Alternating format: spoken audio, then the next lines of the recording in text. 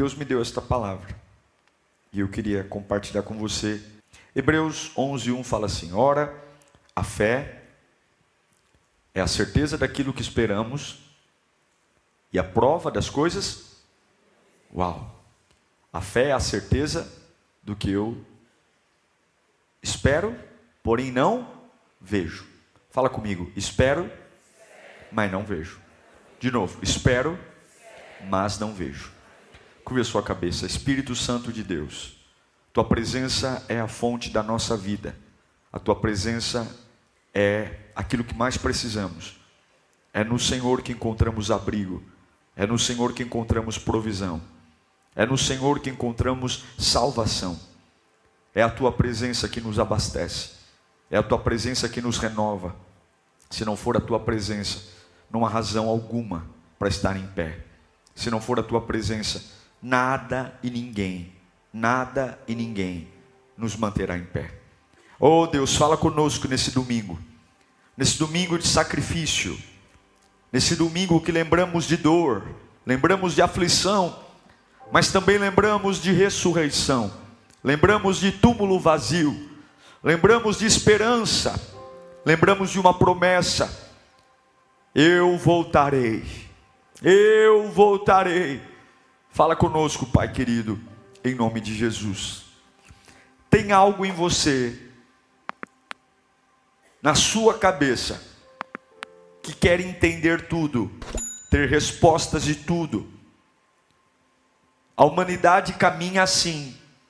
O que ela não domina, o que ela não entende, ela cava, investiga, instiga, até o dia de ter a resposta do porquê acontece o que aconteceu. Seja um falecimento, seja uma crise familiar, seja uma separação, seja um problema profissional, uma empresa que vai falir, porque nós não sabemos lidar com lacunas, vazios, hiatos. Sabe aquele pedaço da nossa vida que simplesmente caiu no nosso colo e não tem uma explicação? Você está numa linha tênue, você vem numa linha constante e de repente vem algo e você simplesmente vê um buraco na história da tua vida. É o que nós chamamos de lacunas, vazios. Não há muita explicação, não há muito porquê. E por que morreu tão cedo? Por que me desprezou? Por que fui mandado embora mesmo sendo um bom profissional? É quando na lógica da vida eu não merecia passar por isso. Tem tanta gente pior do que eu. Tem tanta gente que não vale nada, fuma, cheira, bebe, trai. Eu estou na igreja, estou na casa de Deus. Por que ele aparentemente tem uma vida maravilhosa? E eu, que sirvo a Deus a vida inteira, vejo perdas, sofrimentos. E o pior, orei, e parece que Deus não age. Parece que Deus está indiferente à minha dor. Quantas perguntas, quantos porquês, simplesmente não tem resposta nenhuma. E Deus não faz a mínima questão de me explicar. Ele apenas diz: há um consolo. Quem é o consolo? O Consolador. E não necessariamente o Consolador tem que responder o porquê. Ele diz que vai me consolar. E não necessariamente esse consolo virá de uma resposta, de uma explicação. Ele apenas vai me consolar. Todo mundo aqui teve um familiar, pelo menos um, que você orou e Deus não curou. Todos nós aqui já perguntamos para Deus. Eu já perguntei: por que o Senhor não curou? Na minha cabeça, algumas vezes eu disse: Senhor, se o Senhor tivesse curado, seria tão bom para o Senhor teria tanta glória. Quantas pessoas, Senhor, seriam convertidas com o testemunho dessa cura? Seria maravilhoso. Eu já disse isso para Deus muitas vezes: cura, Senhor, vai ser para a tua glória. Mas quem diz que quem somos nós para dar um conselho para Deus, né? É mais ou menos como os irmãos de Jesus dizendo para ele: ó Jesus, vai lá, faz um milagre na festa dos tabernáculos, porque Você está fazendo milagre em lugar muito isolado. Vai lá fazer milagre no meio do povo. A verdade, irmãos, é que por que agora, por que comigo, por que desse jeito, por que tão cedo, são perguntas que sempre vão acompanhar a nossa vida, hoje e amanhã, e sempre. Parece que algumas vezes tudo vai ser tão injusto, e isso é a vida, tudo tão injusto e tudo tão cruel. Eu gostaria de saber o porquê de muitas coisas, assim como você, sim ou não? Eu queria saber. Eu me lembro quando eu era muito novo, sempre perguntei para Deus, me lembro até hoje, do velório da minha avó, com 55 anos, e eu me lembro quando eu comecei a adolescência, e eu me perguntava, Senhor, por que o Senhor levou minha avó tão cedo? Por quê? E até hoje Deus nunca me respondeu. Por quê? Algumas vezes a gente se apega a alguns discursos, foi por isso, foi por isso, foi por isso, mas na verdade a gente não sabe o porquê. Eu gostaria de saber, porque que mesmo sendo sempre fiel no meu dízimo, eu tive na minha vida 3 carros roubados e não tinha um seguro. Eu sempre fui dizimista fiel, e me roubaram 3 carros ao longo da vida e não tinha um seguro. Pô, Senhor, aquele ali, safado, sem vergonha, deixa o carro com a janela aberta e ninguém leva. Os meus carros, 3 carros foram levados. Eu queria saber, por que os fundadores da Lírio morreram no mesmo ano, com diferença de 2 meses? No ano de 1997, o missionário Coutinho estava com câncer, todo mundo esperando o falecimento dele, porque já estava num grau de câncer terminal. A mulher dele foi fazer uma cirurgia aparentemente simples de mioma, morre na mesa de cirurgia pela anestesia, e 2 meses depois, quem morre? O missionário Coutinho. No mesmo ano, 2 meses de diferença. Você vai dizer para mim que é coincidência? Não, é plano de Deus. Alguma coisa Deus tem nisso. Por quê? Não sei. Já perguntei. Não sei. Porque existem coisas que você vai cavar e não vai achar. Você vai perguntar, você vai revirar na cama, você vai chorar, você vai esmurrar a parede, você vai gritar, você vai sair correndo pela casa. E aí, Senhor, porque tem alguns questionamentos que são válidos, tem algumas perguntas que são importantes, mas eu preciso reconhecer que quando acabam as respostas, começa a fé. É isso que o autor de Hebreus diz: a fé é a certeza daquilo que eu espero, mas eu não vejo. Caso contrário, haverá dúvidas e perguntas infindáveis na minha alma. Haverá dúvidas infindáveis no meu espírito. Exemplo, quer ir para a Bíblia? Você acha que Deus ama Daniel? Amou Daniel? Lembra Daniel? Que foi levado para a Babilônia? O Danielzinho da cova dos leões? Sim ou não? Deus amou Daniel. Amou muito Daniel. Daniel foi um homem tão amado por Deus, que Deus fechou a boca do leão. Agora, você acha que Deus amava Estevão? Estevão foi o primeiro diácono da igreja cristã. Estevão estava pregando para um povo religioso, foi arrastado pelos cabelos para fora da cidade e morreu apedrejado.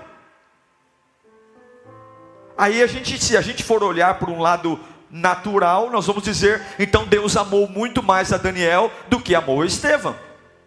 Mas quando Estevão morre, a Bíblia diz que o Senhor, pela única vez na Bíblia, se levanta do trono para recebê-lo na glória. É mais ou menos o que Gideão fala em Juízes capítulo 6, versículo 13. O povo de Deus plantava, e os midianitas vinham e roubavam todo o fruto da colheita. E aí Gideão está pistola da vida, está nervoso, está com raiva, malhando trigo no lugar de pisar uva, ele está malhando trigo. E ali Gideão começa a desabafar, dizendo: Senhor, respondeu Gideão, se o Senhor está conosco, por que sobreveio tudo isso? Ele está fazendo uma pergunta: por quê? Onde estão todas as suas maravilhas que os nossos pais nos contam? Quando dizem, não foi o Senhor que nos tirou do Egito? mas agora o Senhor nos abandonou e nos entregou nas mãos dos midianitas. Sabe o que é mais lindo? Gideão está dizendo: por que, Senhor? Por que nós somos roubados? Por que os midianitas saqueiam a nossa colheita? Por que o Senhor nos abandonou? Cadê as maravilhas? Não falam que o Senhor cura, não falam que o Senhor liberta. Cadê a libertação? Cadê a cura? Cadê a porta de emprego? E sabe o que é o mais legal? Deus não responde Gideão. Deus apenas diz: eu sou contigo, homem valente. Deus não respondeu nenhuma pergunta dele. Então a gente volta ao ponto essencial. Eu me movo por respostas ou me movo por propósitos? Eu preciso entender cada pedágio da minha vida? Por que Deus livra Sadraque, Mesaque e Abednego da fornalha de fogo, e não livra o primo de Jesus, filho de Isabel, João Batista, das mãos de Herodes? A cabeça de João Batista foi parar numa bandeja. Por quê? Me pergunte, por quê, pastor? Pergunte para mim, 1, 2, 3. Eu não sei. Eu não sei. Ele poderia ter livrado João Batista das mãos de Herodes, mas ele não livrou. Mas tem um diálogo que eu acho lindo em Atos capítulo 1, versículo 6. Olha, leia comigo. Então os que estavam reunidos lhe perguntaram: Senhor, é neste tempo que vai restaurar o reino de Israel? Senhor, é agora que o Senhor vai fazer o que a gente espera? E ele lhe respondeu, leia comigo 1 no 3, 1, 2, 3. Não compete a vocês saber os tempos ou as datas que o Pai estabeleceu pela sua própria. Fala para o seu irmão: não é problema seu. O que Deus faz não é problema seu. É difícil, não é?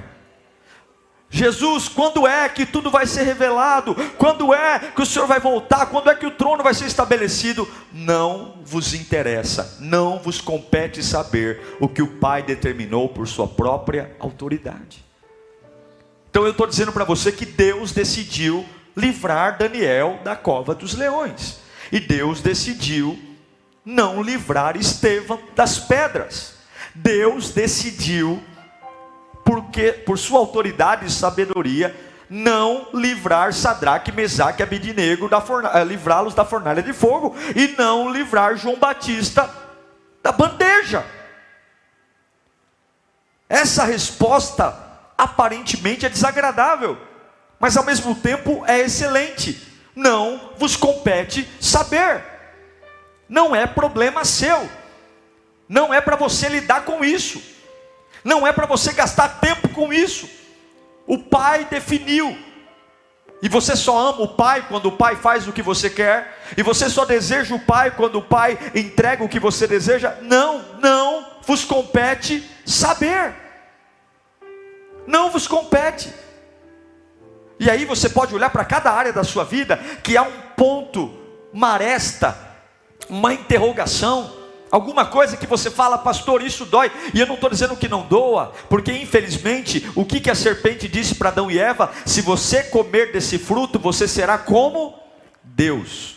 O que o pecado colocou em nós? O desejo de governar, o desejo de decidir, o desejo de ter autoridade. É por isso que a gente quer ter tanto controle. Nunca antes do pecado éramos para ter controle. Era para desfrutar do Éden e depender 100% de Deus. Mas o pecado colocou em nós o gostinho da decisão, o livre-arbítrio.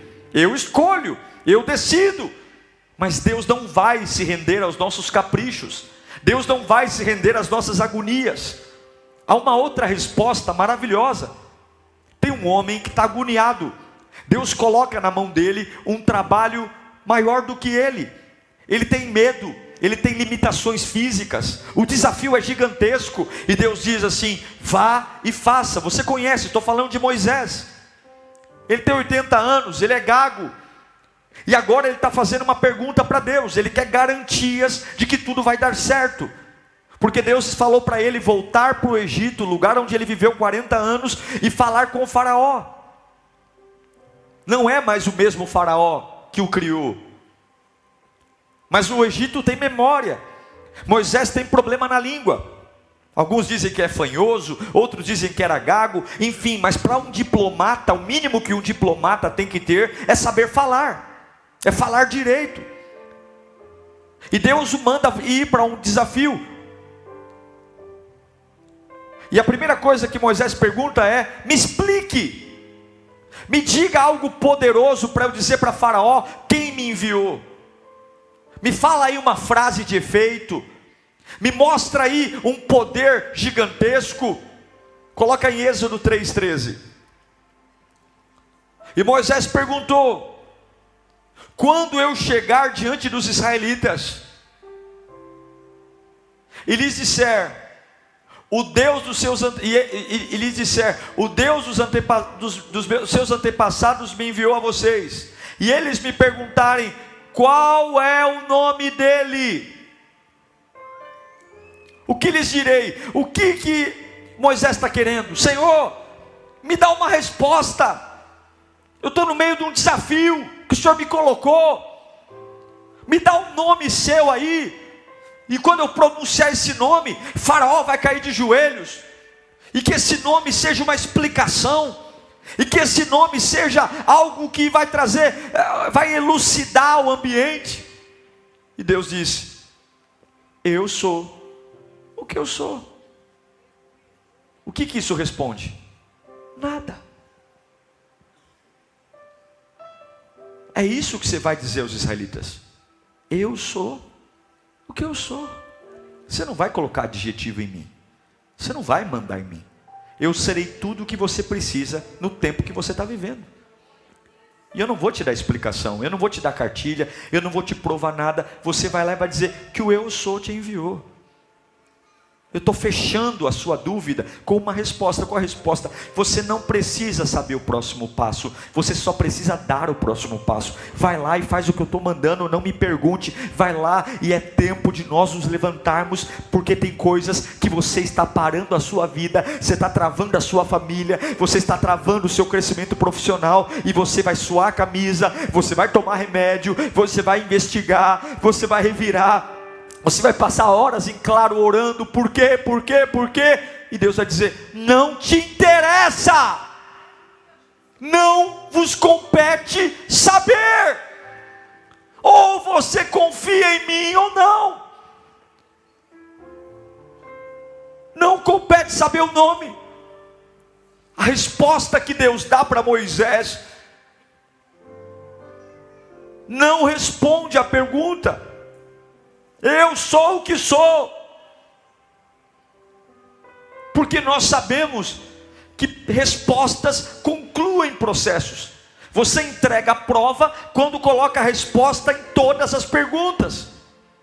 E quando nós temos muita pressa para ter respostas, é porque nós queremos concluir as coisas, mas você não sabe o que Deus vai fazer na sua vida. E se você tiver a resposta que você quer, talvez você vai encerrar uma história que ainda não encerrou. Talvez existem capítulos à frente que lá depois você vai entender. Então, em nome do Senhor Jesus Cristo, eu não sei para que eu estou pregando aqui, mas que essa mensagem seja um abraço na sua alma, que essa mensagem seja o Espírito Santo ao pé do seu ouvido, para cada porquê que Deus não disse. A voz de Deus para você hoje é: não vos compete saber, não vos compete saber. Volta a adorar, volta a clamar, volta a sorrir, volta a confiar em mim. Mas pastor, você não é Deus, você não é Senhor, você não é dono da vida, você não é dono da morte, Ele é o dono de todas as coisas. É hora de colocar o carro na avenida e voltar a servir a Deus com paixão, porque o Pai que não te dá resposta também é o Pai que te ama,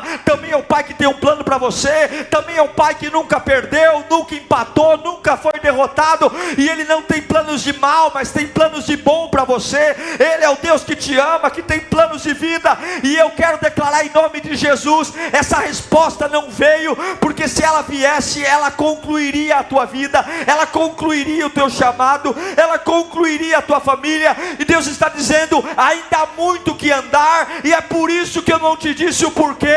Vai andando, vai caminhando, porque eu vou cumprir meu plano na tua vida. Eu vou cumprir.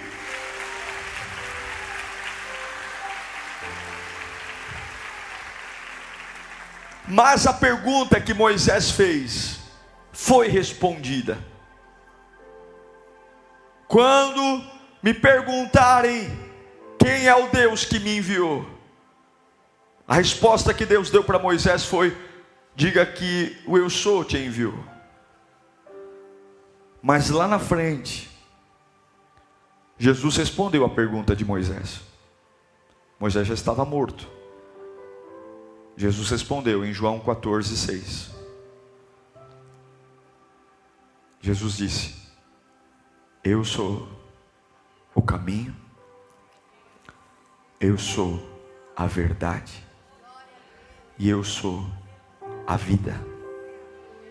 Ninguém vem ao Pai se não for por mim.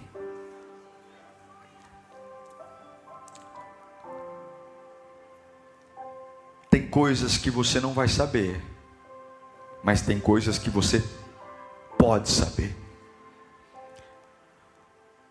Quando você cavar e não achar, quando você orar e Deus não explicar, a sua alma vai precisar de uma resposta. E Jesus está dizendo, para tudo aquilo que não lhes compete saber, tem 3 coisas que você tem que guardar na mente. A primeira delas: eu sou o caminho, eu sou a direção. Ainda que você não tenha clareza no que está acontecendo, eu sempre te darei direção. Ainda que você não saiba o porquê o caroço apareceu, ainda que você não saiba o porquê o fulano do dia para a noite te abandonou, ainda porque você não saiba porquê que faleceu, ainda que você não saiba o porquê que parece que você é a mira de todo mundo, se você não souber o porquê de tudo isso, diga para a sua alma que caminho você sempre vai ter. Você pode estar muito estressado, muito nervoso, muito confuso, mas sempre haverá caminho. Jesus nunca vai deixar você encurralado, Jesus nunca vai deixar você maníaco, Jesus nunca vai deixar você um louco, sempre haverá caminho. A direção que tomamos em uma caminhada se chama caminho. A direção que tomamos em um dia de chuva se chama caminho. Sem caminho não se caminha, sem caminho não se anda, sem caminho eu paro, sem caminho. Jesus está dizendo, eu consigo fazer você andar num caminho ainda de dúvida, eu consigo fazer você andar, se mover ainda num caminho de incompreensão, porque a ausência de respostas humanas só param aqueles que não veem em Jesus um caminho. A ausência de explicações humanas só param aqueles que não encontram em Jesus uma direção, mas aqueles que amam Jesus conseguem andar porque sempre haverá um caminho. Satanás nunca vai encurralar um homem de Deus, Satanás nunca vai encurralar uma mulher de Deus, Satanás nunca vai encurralar um pai de Deus, uma mãe de Deus, um empresário de Deus, porque Jesus é o caminho. E você não anda no céu, você anda no caminho.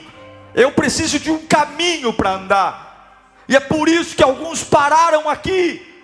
É por isso que alguns estão esperando o consolo vir, e Deus está dizendo, não vos compete saber. Não é porque eu não te amo, filho, mas eu sei que tem assuntos que são para adultos. Tem assuntos que se não se discute na presença dos filhos. Tem assuntos que são tratados a portas fechadas. E muitas vezes nós não estamos preparados para ouvir o que queremos que Ele responda. E por nos amar, não vos compete saber, mas há caminho. Você que está internado no hospital me assistindo, há um caminho. Você que está desempregado, há um caminho. Você que teve um falecimento na família, há um caminho. Você que está angustiado porque alguém te deixou, há um caminho. Jesus é a direção que podemos caminhar, seja em qualquer situação, e o caminho se faz caminhando. Você serve a um Deus instantâneo, a um Deus direto. O caminho está posto. Ele não está se referindo a uma forma de comportamento eclesiástico, religioso, ritualista. Não. Essas coisas só levam àquela aparência de tristeza. A gente está falando de paternidade, de cobertura. Nós estamos falando de um Deus que se aproxima de nós e diz assim: olha, eu não vou te explicar, mas eu vou te curar. Eu não vou te explicar, mas eu vou te confortar. Eu não vou te explicar, mas eu vou te dar direção. Eu não vou te explicar, mas eu estou fechando essa brecha, eu estou fechando essa ponte, e mesmo sem você entender nada, você vai retomar, porque eu pego nas suas mãos e eu levo você adiante. Eu sou o caminho. Ele diz: eu sou a verdade. Ele está dizendo: para cada coisa que você não sabe, a resposta sou eu. Para cada assunto mal resolvido, a resposta sou eu. Quando perguntarem, me diga a verdade do que aconteceu com você, você vai dizer: a verdade é Jesus. Me diga, me explique como isso aconteceu. A verdade, você quer a verdade? A verdade é Jesus. Para cada curiosidade intelectual, para cada ranço, para cada dúvida, para cada ódio, para cada raiva, para cada noite em claro que a sua alma gritar: não é possível, se compare, olha lá o tranqueira, olha lá o sem vergonha, olha você, não era para você estar passando por isso. A verdade é Jesus. Só Ele é capaz de trazer luz à minha essência. Só Ele é capaz de curar as minhas feridas. Só Ele é capaz de calar a minha alma. Eu sou a verdade que cala a sua alma. Ele é a resposta final para tudo aquilo que você não sabe. Ele é a resposta final para tudo que você não conhece. Ele é a resposta final para tudo que você não entende. Ele é a resposta final para tudo aquilo que te angustia. Você não vai ficar deixando a tua alma gritar. Coloca um ponto final dizendo: tudo isso termina agora. Por que termina agora? Porque é Jesus. Eu encerro esse assunto agora. Por quê? Porque Jesus é a verdade. Jesus é a verdade. Por que caiu? Jesus é a verdade. Por que morreu? Jesus é a verdade. Por que quebrou? Jesus é a verdade. Jesus é a verdade. Qual é a verdade de todas as situações mal resolvidas da sua vida? Qual é a verdade de todas as pessoas que faleceram e até hoje você não entende o porquê? Qual é a realidade de todas as portas que se fecharam sem a mínima explicação? Qual é a verdade de todas as enfermidades? Você sempre se cuidou e surgiu doenças. Qual é? Porque para cada área que não há resposta, eu tenho uma verdade. Jesus diz: eu sou a verdade. O diabo não vai dar a palavra final. O diabo não vai dar a palavra final. Eu declaro que nessa manhã Jesus vai inquietar o teu coração, aquietar. Jesus vai calar as incertezas, essa verdade insaciável no teu espírito. O termo grego para verdade é realidade. Verdade em grego é realidade, é correto, é certo. Salmo 25:5 diz: guia-me na tua verdade. O homem precisa ser guiado na verdade. Eu não sei, é Jesus. Não entendi, é Jesus. Confio nele, ele não erra. Salmo 51:6 diz: eis, sei que desejas a verdade no íntimo, e no coração me ensinas. Deus quer colocar verdade aqui dentro, no íntimo. Para cada crise, para cada transtorno, para cada incoerência, para cada depressão, para cada ansiedade. Ele é a verdade. Salmo 91:4 diz: Ele o cobrirá com suas penas, e sobre as suas asas você encontrará refúgio. A fidelidade dele será o seu escudo e protetor. Fidelidade, verdade, proteção. Não vou enlouquecer, não vou tomar remédio. Por quê? Porque não tem buraco na minha vida. Para todos os buracos hoje eu preencho com o nome de Jesus. Para todas as lacunas eu coloco Jesus nela. Não tem capítulo que não haja resposta. Não tem episódio da minha vida que seja nebuloso. Não tem cortina de fumaça. Para cada coisa que eu não entendo, eu grito na minha alma hoje: a verdade é Jesus. Provérbios 12:17, Salomão diz: Ele é a testemunha fiel dá testemunho honesto, mas a testemunha falsa conta mentiras. O que ele está dizendo? Ele é o Deus da justiça. A testemunha fiel fala a verdade. Ele não está mentindo para você. Então voltamos ao ponto inicial. Para cada coisa que eu não sei, para cada coisa que não me compete saber, eu tenho um caminho, eu tenho uma verdade. Mas ele não disse só que é o caminho, a verdade, ele disse também que é a vida. Em João 11:25, ele diz: disse-lhe Jesus: eu sou a ressurreição e a vida. E aquele que crê em mim, ainda que morra,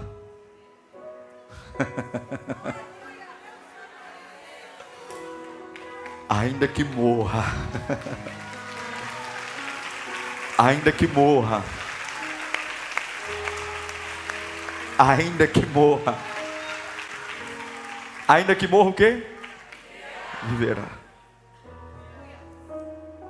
A morte é o maior temor do ser humano.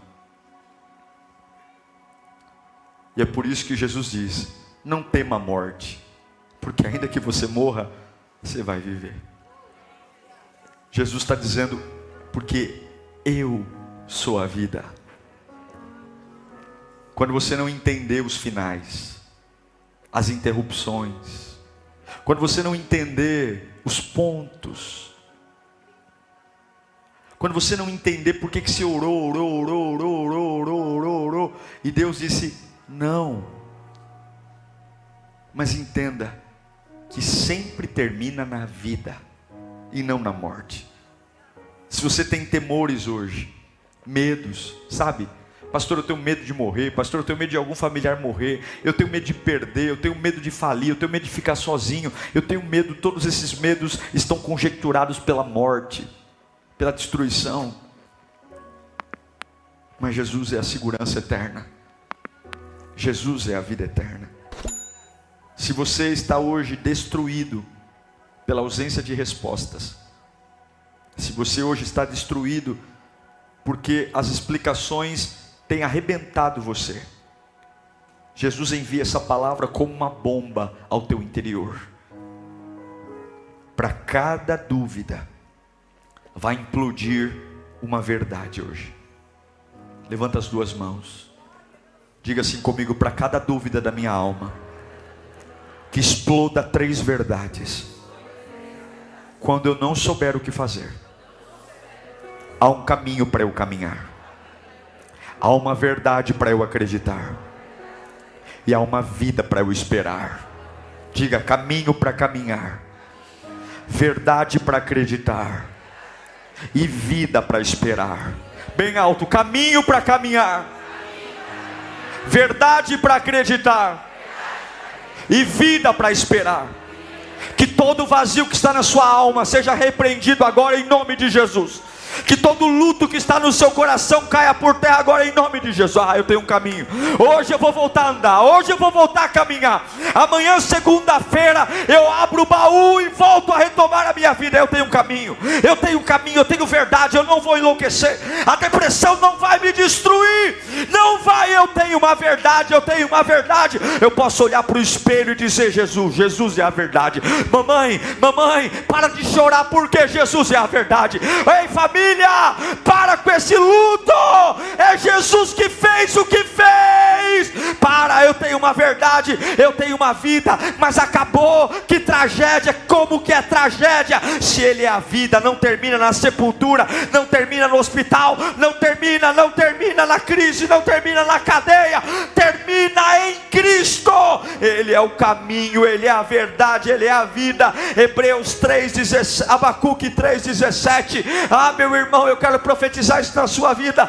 Abacuque 3:17 diz: ainda que a figueira não floresça e nem haja fruto na vide, ainda que falhe o produto da oliveira e os campos não produzam mantimento, ainda que o rebanho seja exterminado da malhada e nos currais não haja gado, todavia eu me alegrarei no Senhor e exultarei o Deus da minha salvação. Ainda que haja desgraça, ainda que haja perseguição, ainda que haja falecimentos, ainda que haja perda financeira, ainda que me abandonem, ainda que riam da minha fé, ainda que zombem do meu Deus, ainda que zombem do meu lado financeiro, todavia eu tenho respostas, eu tenho caminho, eu tenho verdade e eu tenho vida. Satanás está debaixo dos meus pés. Vai falando bem alto: eu tenho caminho, eu tenho verdade, eu tenho vida. Vai falando para tua alma teimosa ouvir: eu tenho caminho, eu tenho verdade, eu tenho vida.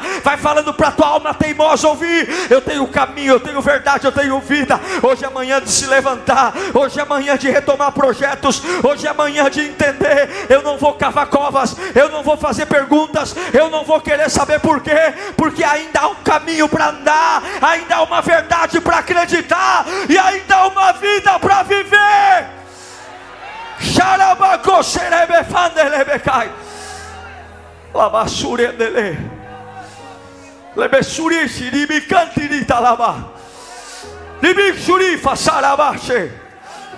Abre a porta, abre as janelas, sai desse quarto escuro, encerra o que Deus encerrou. Caminho, verdade e vida.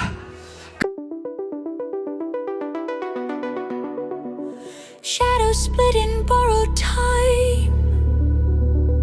Every thought is out of line. Reality bends when I breathe. Nothing's ever what it seems. Frames are skipping in my head. Truth is blue, then turns to red. You're a quantum mirage, fading when I get close. Every signal I touch turns to static and ghosts. You're a quantum mirage, here but never defined. I keep chasing the light that fractures my mind.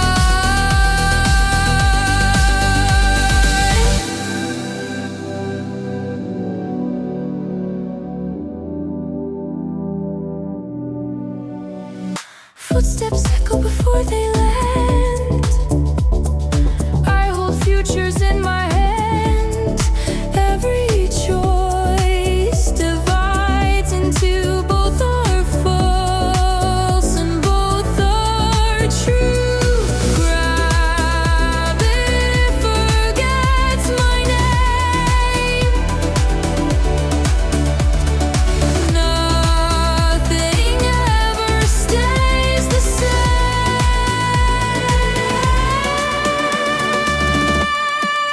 You're a quantum mirage, fading when I